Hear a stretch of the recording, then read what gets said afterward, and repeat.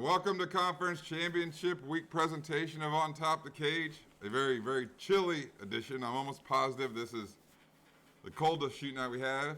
It's freezing. It's wicked cold. I looked at my phone before we put the logo up. It said 6 degrees. By far the coldest one we shot. So you'll see like every breath we take, I suppose, tonight. So anyway, yeah, we had I guess we're old. We talk about the weather all the time. Obviously, a couple of Sundays ago, we got, 15, 16 inches of snow? And it's become somewhat of a Sunday tradition. Yeah. This past Sunday, we got another 5. Yeah, 5 or 6. And usually they overestimate. And, like, the storms peter out. Right. Like, 2 Sundays we never ago, get what they're going to 8 say. to 12, Yeah. we got 15 or 6. We got 2. double of what they said. And They then call off school. Right, 2 to 3 it's become like a Sunday tradition here where we get dumped on Sundays. It's pretty brutal. So we haven't had a winter like this with the accumulation that we've had in a long, long time. So anyway. I don't know if they can see the snow pile out there or not. They can't see it. It's a mountain. It's probably, me doing the driveway, there's probably a 4-foot mountain of snow over there, and that one's ridiculous. That one's huge, yeah. That one's insane. Clearing off the driveway. I do my best. I'm sure yours is immaculate, right? Your driveway? It's not as good as this because we don't get that afternoon sun like you do. The sun was out and, melted all your crap on there. I got some tire tracks. I thought you were going to say it was better, but yeah, I have lots of kids up and down the driveway, and it's difficult to keep it clear with the type of traffic that we have. The games were awesome. We're going to get to those in a second. You sent me a text about your neighbor and a wild snowblower story. I'm like, save it for the show because I'm watching these games. Yeah. Let's hear it now, though. My dude across the street from me, he's got to be retired.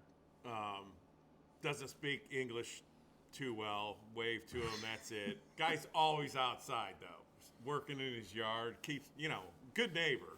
They don't cause any trouble. Harmless, right? Yeah. He's got a shed in the back of the house, and his snowblower was in the shed. Fair? Well, when we got all this snow, over a foot of snow, we couldn't get to it. He couldn't get to it. Got it. Because they build these new houses anymore. Their garages are freaking tiny. And I think he has a kitchen set up in his. In his garage? Yeah. Shit, we should shoot over there. I don't know. Yeah, you gotta ask him. Stuff. I don't know if he'd understand me. Oh no. So he's got a college age son that's still at home, and they carried it, and he's got one of the big snow blowers. Industrial one, yeah. The big walk. Right, big wobbly, big tires on it, everything like that, knobby tires. So, long story short, he does his driveway, and the snowblower's sitting on the front porch, and I'm like, okay. So a week goes by after all the snow, and I don't see the snowblower. I don't know, I'm not thinking. So I go out on Sunday, this past Sunday, when we had all the snow. Another I waited 3, 4, 5, 6 inches, yes. He's out there putzing around like he normally does. Well, now it sounds like he's got a saw and a drill. And I'm like, what's this guy doing? So there's a wooden thing on the front porch, and I'm like, okay. Like what, a ramp? I don't know what it was. At first, I couldn't tell what it was. So later on in the day, the snowplow comes by, finally. So everybody's got to go out and do their end of the driveway. Right. So I'm standing in the front window, because I was watching the snowplow, and his front door opens. And that piece of wood, he's putting it down. He brought the snowblower out of the inside of the house. No way. And I'm like, get my wife. And I'm like, we should be videotaping this. Wait, so he housed it inside the house? His That's big awesome. He turned it off. In the house. There's like this whole splattering up against the wall. Well, and I wait because I'm like, I got to watch this because, he goes and does, the end of the driveway and stuff. And now he's heading back up, and he lined it up and was heading for the door. And I'm like, get the hell out of here. But he stopped before he went in. He's got an electric blower now that he brought out of the house too. It's electric at least? It's electric. Not gas. It's not, yeah. And he's blowing off the snowblower before he takes it in the house. I swear to God. That's awesome. I was dying watching this. Desperate times call for desperate measures, Yeah, I suppose. I mean, my goodness. That's funny. That's awesome. That's yeah. Do what you gotta do. I guess falls under that category. I couldn't believe it when, because I mean, he's got a bike he rides. He's got a little dog, and he put, Not now, right? Well, not now, no. All right. But the bike he I'm rides. not gonna put anything past this guy at this point. He's got a milk crate strapped to the front of it, so his little dog can ride Jesus in the milk crate. Christ. He parks the bike in the house. See him take it in and out the front door all the time. You gotta go over there. You gotta see what's all going No, on I don't inside need there. to. Wait, the kitchen's in the garage. The power tools get housed inside. I couldn't believe it. That's because I mean, my snowblower, you know, when I get done with the snow, it's parked in the garage, and I shut the Right. doors, and I'll go in and have a beer, come out, get another beer, and it smells like snowblower, like you Sure. just ran the damn thing, Right. the exhaust. I can't imagine what the inside of his house smells like. That's awesome. I do not have a snowblower because I don't like housing them. I certainly don't house them in the garage or in the house, but Got that space now in the front. dude, I don't like putting them in the garage. We haven't had the need for a snowblower like probably for 2 or 3 years basically. My little snow pusher does just fine, but anyway, it's a different story this year for sure. So Dan's itching for the beer review. I hope they're not frozen. I took them out of the fridge when I got home from work. I put them inside actually. Let's do the beer review because we got birthday shouts to do as well. I'm going to do it while we're doing the beer review. It's from Masthead. It's called Hoppy Headlines. Double India Pale Ale. Dan, you have to read the alcohol content. I don't know. It's You got- like 8.5. 8.5? 8.7. My wife loves it when I drink high octane beers. 8.7%. All right. Is it frozen? No. Oh, good. The birthday shout outs. My father in law, Poppy, Bill Burgess. He helps with our children and everything else around the house. We're very grateful for him to be in town with us. It is his birthday tomorrow, Thursday. It's our traditional shoot day of Wednesday. Happy birthday, And then my brother-in-law, Kevin, who's a religious watcher of the show as well. Kevin. Happy Friday, birthday. yes. Friday. Yeah, Nice. so back-to-back birthdays. Those are the shout-outs for sure. So, 3-day weekend for Kevin. it's always a 3-day weekend for Kevin, especially this time of year. He's a superintendent at a golf course in Louisville, Kentucky. I don't know what the hell they all got to do during the winter there, but it can't be as much during spring and summer, I would suppose. So, anyway, men's national team, they're back. They're back tomorrow as well. Playing in Columbus. I A know. little cold. Right. No shit. El Salvador gets to come and play here in Columbus, Oh, where it's boy. 6 up here. So in Columbus, who knows what it is? Probably 15. It's cold out here, man. Yeah. Holy cow. Yeah, that's no bueno for them. They play. They play tomorrow, and then And it's Sunday at 3 o'clock. in Canada. Should be chilly there as well. And then I think February 2nd, they play another South American team in Minnesota. Not So that. they got to be playing where Minnesota plays, and that's an outdoor stadium too. What the hell? What the hell? Home field advantage, I guess. Yeah, and Canada, by the way, is leading their CONCACAF group in regards to World Cup qualifying. It's a big game, and the United States is in second place currently. But that game runs right up against the AFC Championship game, Yeah. so, which is a little bit annoying. I know Dan will send me updates probably in regards to that. I will not be watching. I'll be fixed on the Cincinnati-Kansas City game. So, Hey, did you see who's not playing in goal? no, what for the men's national team? Yeah. Who? Stefan's not playing. Zach Stevens out? Back tightness. Play that Turner kid. He played awesome. He's playing. He's Play starting. him. Yeah, I like him. I don't see too much of a drop off there. Hasn't played a competitive match since November, and I'm like, well, where the hell was he going to play? The season was over. Right. No, I don't know either, man. I'll tell you what, wild card weekend disappointed. It certainly did 2 weeks ago. It was not disappointing last week. The games were Oh, my awesome. God, the We're going to games get to were all of them. fantastic. I mean, it was amazing week of football. Dan, I'm surprised with your last week records. Surprised Dan's not wearing one of those masks where you just have the eye holes. Because Dan went I should have brought one of those. Dan went 0-4. He needs to be the unknown comic over here. Yeah. I went 3-1. I thought I swept until the last 13 seconds of that Kansas City Buffalo game. Holy shit. Dan's 1-9 since the playoffs started. I am now 6-4. Like I said, I went 3-1 last week. Dan was on Tampa Bay. I was on the Rams in regards to the elephant pick. So that's how it shook out last week. I had a good week. Dan, not as much. So, but Those games were amazing. I guess we'll get to them good. all. We'll get to them all. All of a minute on the last play of the game. 3 last-second field goals and then a walk-off touchdown. And we'll talk about the overtime. Well, Big controversy, the overtime rules. You got a stance on the overtime rule? You hate the overtime rule? I hate Don't it. mind- Stupid. You think both teams should get a chance? Yes. I'm surprised you say that because Dan's like, fuck you, play better defenses. It's normally his stance. I agree with how offensive the National Football League is right now, and the offenses seem to be ahead of the defenses. I mean, the scoring's been way up, and they've changed the rules with, the penalties for the high hits and the low hits and this stuff. It leads to more offensive play. My problem with it during the playoffs is you keep playing until there's a winner if you take the first drive away. You want to play the full 15 minutes or 10 minutes, play 10 minutes of overtime, and whoever has the... Now, let's say, okay, Kansas City got the ball. So Kansas City doesn't score and they have to punt. Right. So then what happens? Buffalo gets a chance to win. And they go down, and if Next they score score, wins. they win. Yeah, sudden death after the first possession, depending on if the team gets a touchdown or not. With how offensive the league is, I would like to see both teams get a possession. Yeah, I would. Yeah, in the playoffs. Certainly, it sucked. I mean, we're going to get to that game. Both the 1 seeds got bounced. I mean, it was crazy. Are we on to the game? Oh, no, I got other stuff I want to talk about. 2010 was the last time that happened, where both the 1 seeds lost. Oh, and in the divisional round. I didn't look it up. Did you look it up why it's called divisional round? No, I didn't look up why it's called divisional round. Robert Jones, who is an avid watcher from the Chicago area. I do not know Robert from Adam, but he put some explanation up there, I believe, and I didn't thank him for watching. I should have. I apologize for that. I'm sure he's watching again this week. So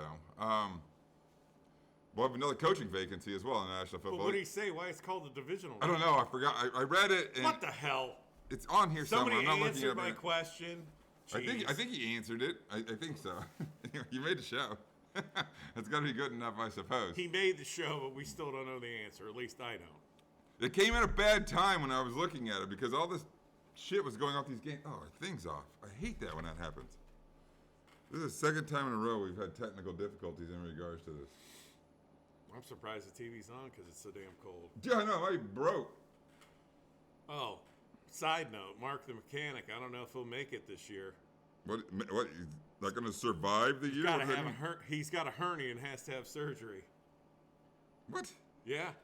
He's got to have surgery? So we don't know if we'll see him. So it wasn't some just bullshit No, complaining? he's got to have surgery. We're back up with the logo. Yeah, Sean Payton, I told you. That's insane. I don't think so. I mean, I said it a few Who's weeks going ago. to take all these vacant jobs?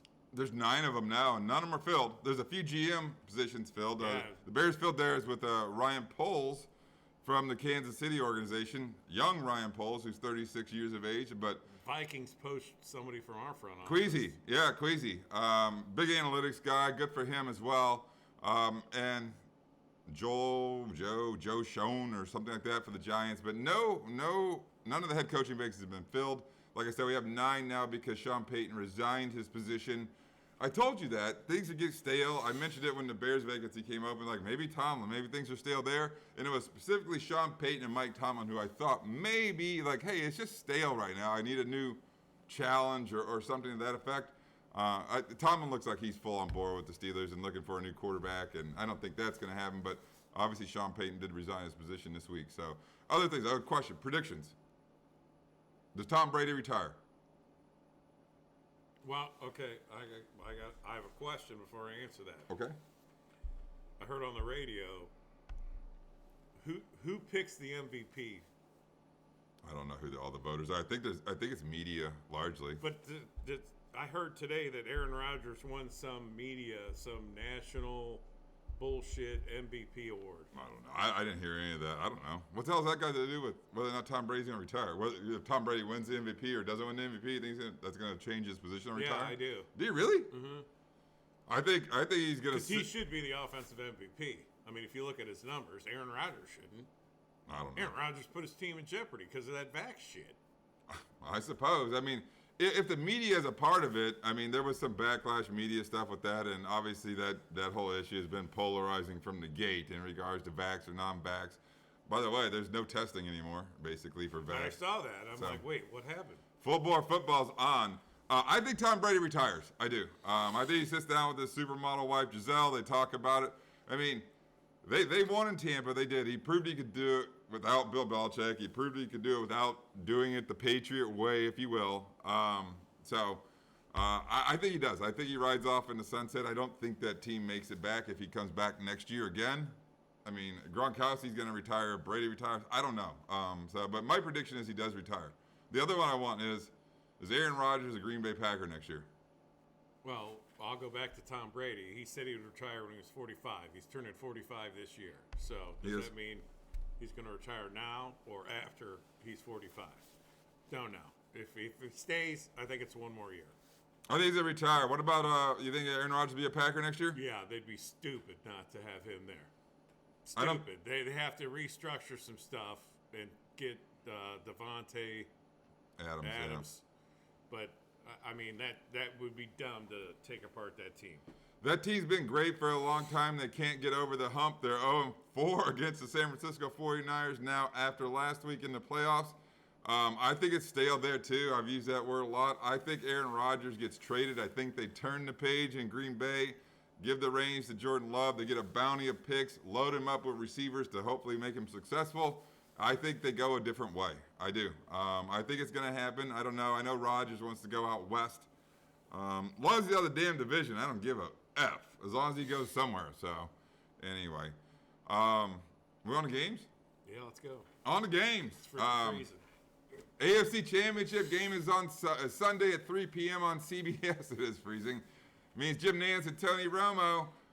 Cincinnati is the 4 seed in the tournament. They are the darlings, if you will. Kansas City is a 2 seed. Kansas City is a 7-point favorite in this game. The over-under is 54.5. This game was played week 17, just a few weeks ago.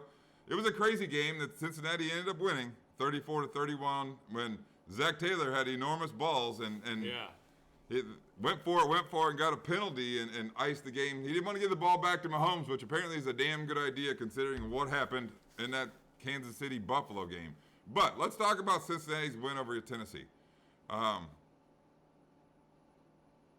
still shocked they won with getting 9 sacks. Yeah, Burrow got battered. You sent a text that, so 9 sacks, that's unbelievable. I mean, they couldn't keep him upright, but I also said it, don't give that team an early lead. And they shut down Derrick Henry pretty good, and obviously it was Derrick Henry's first game back after a 2+ month layoff, for sure, 2 to 3 month probably layoff for him. And the game ended with Evan McPherson banging a field goal through the uprights. He was tremendous in that game, banging balls from distance. He's got the same Burrow swag. He's not paying for dinner in Cincinnati ever again. Did you hear his quote? Like before he went on the field, Burrow, he said, walked past Joe Burrow, he's going on the field, said, looks like we're going to the AFC Championship game. Hey, he's got swag. I love it. Good for them. By the way, Cincinnati Bengals are one of the last 4 teams surviving. Dan's team, the Cleveland Browns, and my team, the Chicago Bears, collectively went 3-0 against the Bengals this year. Yeah, no shit. You guys swept them. My Bears beat them in like week 2 or 3, I think. I guess that's a little bit of a, and I got some other stuff in that San Francisco Green Bay I'll talk about. It was like a fun Bear week for me for that stuff. But let's talk about the Kansas City game against Buffalo. What a game that was. Holy shit. Yeah. I mean, good. Buffalo had the early lead. It was back and forth. Oh my God, Josh Allen's a legit superstar in the league. Yeah. He's just awesome. I mean, there was 25 points scored. Well, what, the last 4 minutes? After the 2-minute warning. In the last minute 56 seconds of regulation, there were 25 points scored, shoving the game into overtime. Like, just nuts. And then obviously, Kansas City won the coin toss and ended up winning the game. How do you screw up with 13 seconds left and let him get down to kick that field goal? Yeah. And I saw some footage too. Like, I mean, football's awesome. They got the first play to Tyreek Hill, and then they needed like another chunk play, another 20+ yards. And Kelsey goes, if they come, and I saw they come out in the same formation, the seam's open. Timeout. Yeah.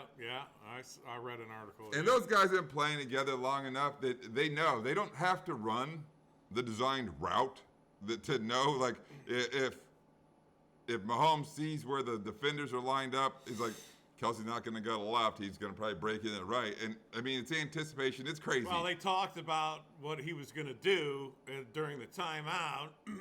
And then at the line of scrimmage, Mahomes yelled, "Do it!" It's unbelievable. Football's a crazy thing. So, I mean, good for them. I mean, they're an issue.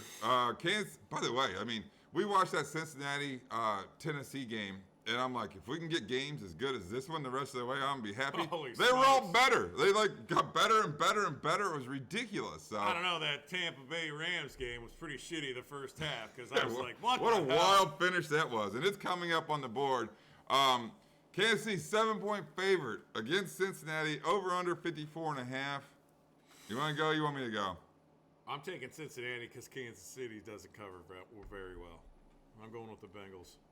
This would be the third straight appearance in the Super Bowl for the Kansas City Chiefs if they win this game. I think they do win this game. But it ain't going to be by 7. I think it's going to get on the number. I expect Cincinnati to continue to play with house money. They know they have nothing to lose here.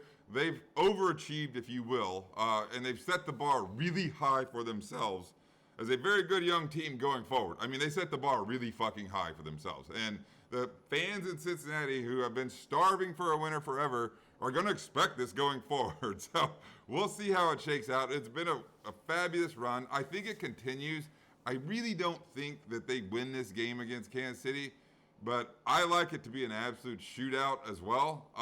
I think Cincinnati has a better defense than Kansas City does, but, I mean, Cincinnati's got to protect Burrow. Yeah, I mean, I mean, 9 hits. I mean, you're just asking for your quarterback to get hurt. yeah, no shit. I mean, He good cannot grief. get hit like that. I think they have the better running back and running game. I don't know what the weather's like in Kansas City. I'm sure it's going to be Yeah, but cold.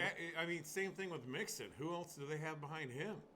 Uh, I don't know. Did anybody else run the ball? the P. can't Ryan? think I don't of- know, but he's a physical runner. He I, is, I but like that's- I like Mixon a lot. But that's what I'm saying. You know, don't piss him off in a pizza shop. You might get beat, but you know, What does that mean? when he was at Oklahoma. Oh, really? He beat somebody down over Yeah, a some slice girl. of pizza? Oh shit. Man, that's been a long time ago. I do remember that. Yeah. Anyway, shows good Good aggressiveness. I'm going to take back that comment right now. It does show good aggressiveness. So. Yeah, no. We're both on the Bengals getting the 7 points. I like the over in this game too. I know it's I a do like wildly the big over. number, 54.5. I love the over as well. So we're in agreement. We weren't in agreement at all last week until the very last game. So we're 1 for 1 this week. That is the 3 o'clock game. Unfortunately, I wish one of these games was played on Saturday and one was played on Sunday, but they're not, just for my selfish viewing reasons. But the NFC Championship game follows it up on Sunday at 6:30. It's on Fox. That means Joe and Troy, right? Joe Buck and Troy Aikman. These teams are not unfamiliar to each other, but San Francisco is the 6th seed in the tournament. Obviously, they were a wild card in a very, very good division. Can we get Jim Nance and Troy Aikman together and put Joe Buck with Tony Romo? Why would you like that better? Do you think Joe and you have an Because issue? then I could turn off the sound on one a game. you It'd think- be good. Wait, you think Joe and Troy are pompous? I don't think Troy's No, pompous. I like Troy. I like Troy Aikman, and I like Jim Nance. I don't like Tony Romo, and I can't stand Joe Buck. Joe does come off a little pompous, but I He's still a have, douche. I still have a spot in my heart for him because I loved his dad, and I fell asleep to his dad's voice listening to St. Louis Cardinal baseball radio broadcast. So I have a little. Joe Buck pissed me off when the one time he pissed me off was the Randy Moss mooning and like, this is despicable. You know, it's not that fucking despicable, dude. Where he went like, I mean, it's like commonplace. I don't know if it'd draw a flag in today's National Football League even. So anyway, familiar foes, like I said, the Rams, they're at home in SoFi Stadium. We'll see if it's a home field advantage because these teams Oh, play. yeah, that's classic. I mean- yeah. Fill it with San Francisco people. And did you see what they did with their ticket policy? You Yeah, can but only they buy tickets rescinded if it. you have an LA No. zip code. Los Angeles. Oh, they did? Ticketmaster, no, they got so much backlash on it. Really? Ticketmaster said, no, we're not doing that? Yeah. We're trying to sell our shit and trying to gouge people like a motherfucker Well, on that's fees. all they do, and it's a freaking monopoly. You got Ticketmaster and StubHub. I hate buying tickets through Ticketmaster and their exorbitant fees, and largely it's for concerts that we go to. Yeah, But, no, they can't do that bullshit. You're yeah. selling the tickets, sell them. Meanwhile, I mean, I heard Stafford's wife, yeah. she has her own podcast, right? Yeah, she does. She put it out there. I think it was a tweet or something, but then... No, she has her own podcast. What's the big tackle? Staley? What? Ronnie? These are Baltimore. No. What team was? Deuce Staley from San Francisco, and Joe Staley. Joe Staley. Yeah, Deuce is a running back for the Eagles a long, long time ago. This is awesome. Where the fuck are we going with this? They were buying tickets. The Rams tickets, when they're selling them, they wanted to buy them, and we're going to distribute them. Oh, nice. Who the hell was the other dude? Damn it. Matt Stafford's wife, though, on her podcast, she said that Matt Stafford had to use a silent count in Week 18 against the Rams against the 49ers because the 49er fans who had traveled downstate to L.A. to go to the game were louder than the Ram fans. There's more 49ers fans in L.A. because there wasn't a team in L.A. Yeah, I mean, obviously L.A.'s transient, and there's been teams, hasn't been teams. Yeah. You know, Oakland's been there, and San Diego's been there. It's a mess. I mean, it's a whole mess. They do have a gorgeous stadium, and that's where the Super Bowl is. So, I mean, the Rams are fighting to play in their home stadium, which it's never happened except for the last 2 years. I mean, potentially. So, obviously, Tampa played in their home stadium last year. Let me get the line out there. The 4-seed Rams, who are at home without a home field advantage, most likely are 3.5-point favorites in this game. The over-under is 46. Like I said, familiar foes. San Francisco, season sweep. They beat them both times, and it's funny. You know, these teams have played, the two games on the board have been played 3 times in the regular season. And the winner of those games are both Cincinnati and Kansas City played each other once. And San Francisco and the Los Angeles Rams played each other twice. Right. 49ers are 2-0 against the Rams. Cincinnati is 1-0 against Kansas City. Both of them are underdogs, though. I thought you meant both played 3 times. No. So these 2 games on the board have collectively been played 3 times during the regular season. And the away team has won all of them, if you will, on today's board, but they're both underdogs as well. So let's talk about San Francisco's win in Green Bay. Unbelievable. I don't know what after Green Bay's initial drive down the field. Down the field. Right down. Knife through butter. Right down the field. 7 points. I'm like, motherfucker. Then nothing. No, man. San Francisco defense gained traction. Nothing. I'll tell you what. San Francisco won the game without scoring an offensive touchdown. Yeah. There was a huge play that happened at the very end of the first half. Yeah. It was the blocked field goal at the end of the first half, which kept it a 1-score game, a 7-point game. And then they got the monster play late in the game, or fairly late in the game, where they blocked the punt and ran it in for a touchdown. They continued to stop Aaron Rodgers. They got the ball late. They matriculated down the field to an extent.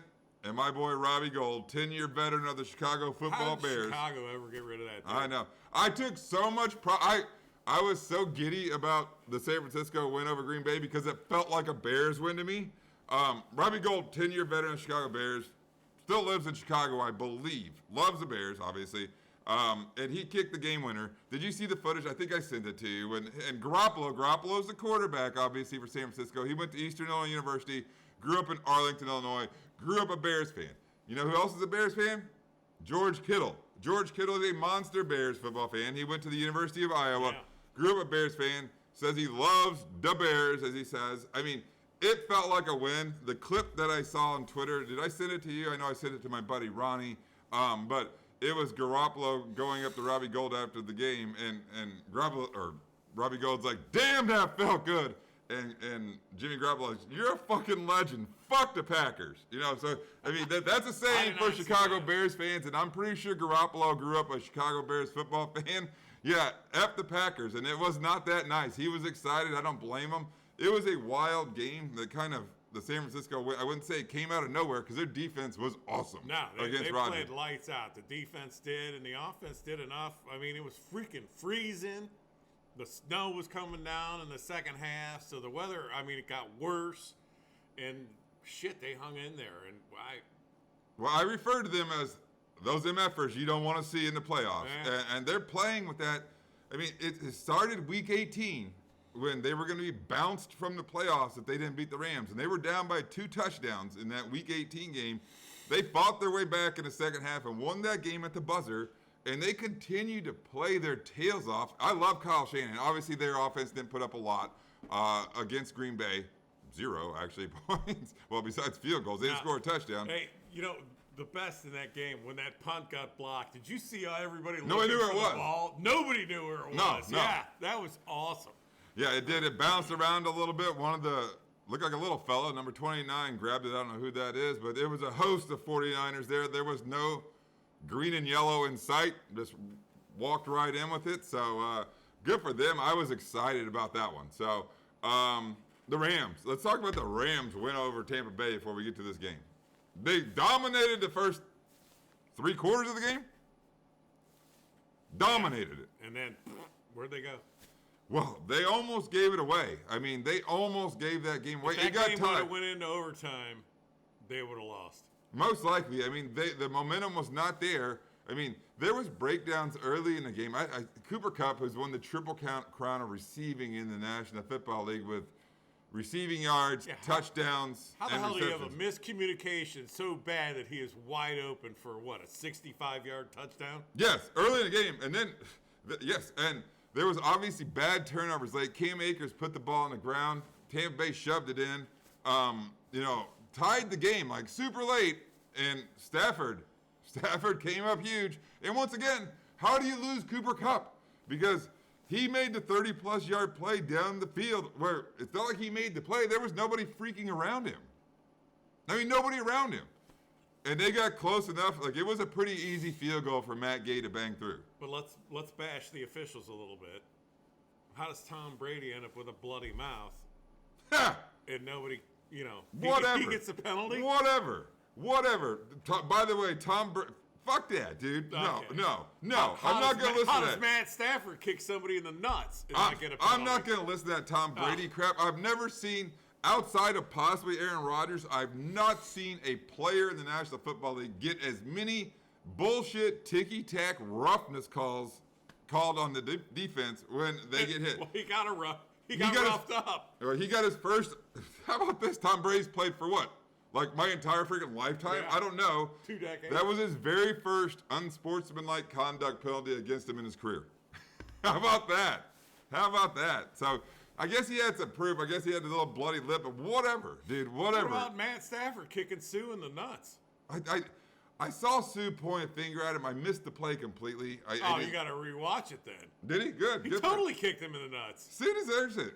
That guy's was one of the dirtiest players. He had like some anger management issues when he came in the league, man. He caused some problems, like stomping on people and shit. Okay, so he got a penalty on the NFL football field for going, I'm going to F you up.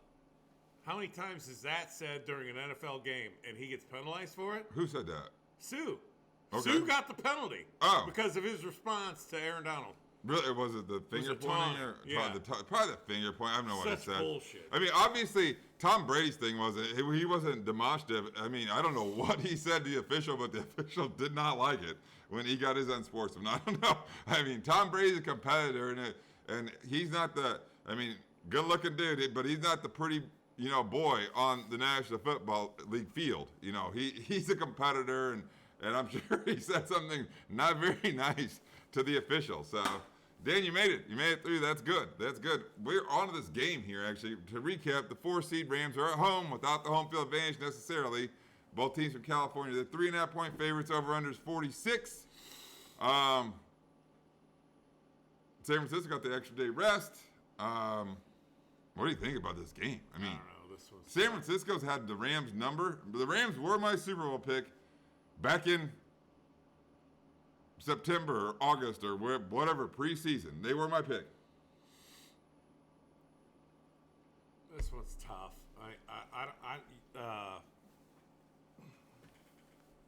The hell? What's his name? The defensive back for the Rams. I didn't think he had a very good game. Jalen Ramsey? I didn't think he had a good game against Tampa Bay. No, Adams got his share early, but I mean, whatever. What was the final score of that game? 13-10 or something? Yeah. I mean, they did a pretty damn good job. I mean, Adams was like right down the field, like got 3 or 4 catches like immediately. But after that, they got shut down. I'm taking the 49ers. Yeah, I don't like either one of these teams. So am I. I'm going with the 49ers. The 3.5, I think, is a big number for this game. I think it's going to be closer. I think it's going to come down the wire as well. When I saw everything early in the week, I'm like, I'm picking the Chiefs and the Rams. That's who's going to be in the Super Bowl. They're much better teams, things like that. But I've swayed, and I'm taking the points again on both these games. I like the hook in this game. I think it's going to be a very good game. I think Kyle Shanahan, Kyle Shanahan, Matt LaFleur, and Sean McVay. All coached together? Yes, they were all on Jay Gruden's staff for what was the Washington Redskins at the time. And obviously they all got jobs and have been very successful. Well, and Cincinnati's coach came from San Francisco, right? Zach Taylor was the quarterback's coach. For the 49ers? Was it under McVay? I think it was under McVay in L.A. I'm not positive. Not positive about that. Somebody will have to look that up. Robert Jones, calling you out. We'll need to answer for that one. There's a connection there between all of them. So we're taking the points, both of us. They're in agreement, right? Holy smokes, look at this one. Yeah. No, that one's frosting over. Yeah, it's so extremely cold here. My Bud Light is now slushing. I think that's the entire show. Obviously, next week is a bye week for Dan and I. We'll be back with Super Bowl picks, menus, halftime entertainment, the whole 9 yards of what is the pageantry of the Super Bowl. I love it. But that has been your show. We got anything left? I'm good. Thanks for watching. Thanks for listening.